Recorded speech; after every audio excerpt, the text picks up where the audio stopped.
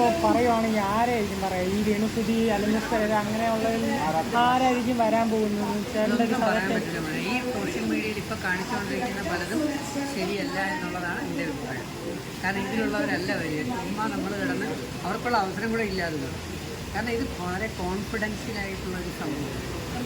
നമ്മൾ ബിഗ് ബോസിൻ്റെ ഷോ എന്ന് പറയുമ്പം ആദ്യ ദിവസം ലാലേട്ടനാണെങ്കിൽ അപ്പോൾ വരുന്നവർക്ക് ഒരു ത്രില്ല്, നമുക്ക് ത്രില്ലുണ്ടാവണം, അതിന് വളരെ എഫക്റ്റീവ് ഉണ്ടാവണം, നമുക്ക് സസ്പെൻസ് അതിനകത്തുണ്ടാവണം. മനസ്സിലായില്ലേ? ഇപ്പോൾ കഴിഞ്ഞ സീസണിലൊക്കെ നേരത്തെ തന്നെ അറിഞ്ഞു ഒരുപാട് വരാൻ പോകുന്ന പോലെ, അതുകൊണ്ട് ഒരു ത്രില്ലും ഉണ്ടായിരുന്നു.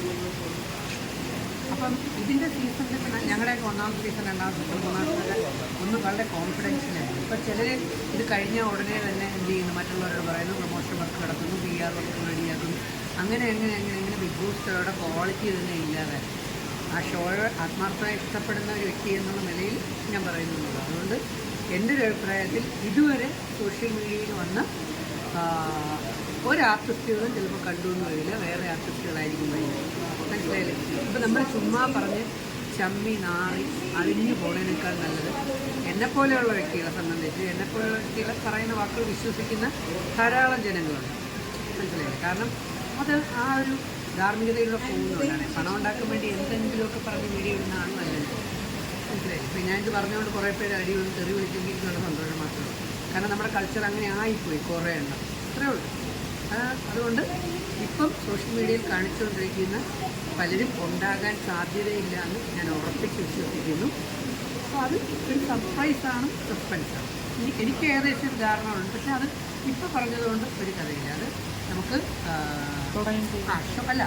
തുടങ്ങുന്നതിനും 2 ദിവസം മുമ്പ് 3 ദിവസം മുമ്പൊക്കെ ചെറിയ രീതിയിൽ. കാരണം ചിലർ നമ്മളെ വിളിച്ച് സംസാരിക്കുന്നുണ്ട്, പോയിട്ട് അല്ലെങ്കിൽ എന്താണ് അടുത്ത ഇൻ്റർവ്യൂ ചെയ്യണം, ഇപ്പോൾ രണ്ടാമത്തെ റൗണ്ട് ഇൻ്റർവ്യൂ കഴിഞ്ഞു, അല്ലെങ്കിൽ അടുത്ത ഫൈനൽ ഇൻ്റർവ്യൂവിൽ എന്ത് ചെയ്യണം, അല്ലെങ്കിൽ അവിടെ എന്ത് ചെയ്യണം എന്നൊക്കെ ചോദിച്ചത് അറിയാൻ വേണ്ടി ചോദിക്കുന്നത്. അപ്പോൾ കഴിഞ്ഞ സീസണുകളിലൊക്കെ കുറേ പേര് വിളിച്ച് ചോദിച്ചിട്ടുണ്ട്. അക്കൂട്ടത്തിലായിരുന്നു ജിൻഡോ.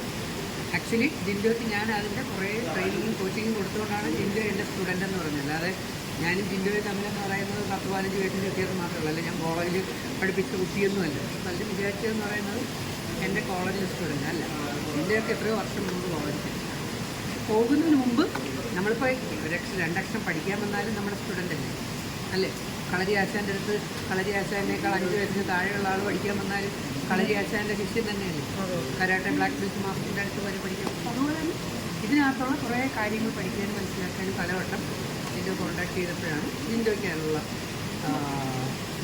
എന്നെ കഴിവുള്ള സജഷൻസ് കൊടുത്തത്. ബാക്കി പുള്ളിയുടെ മികവ് കഴിവ് അവിടെ ചെന്നിട്ട് കാണിക്കേണ്ടതാണ്.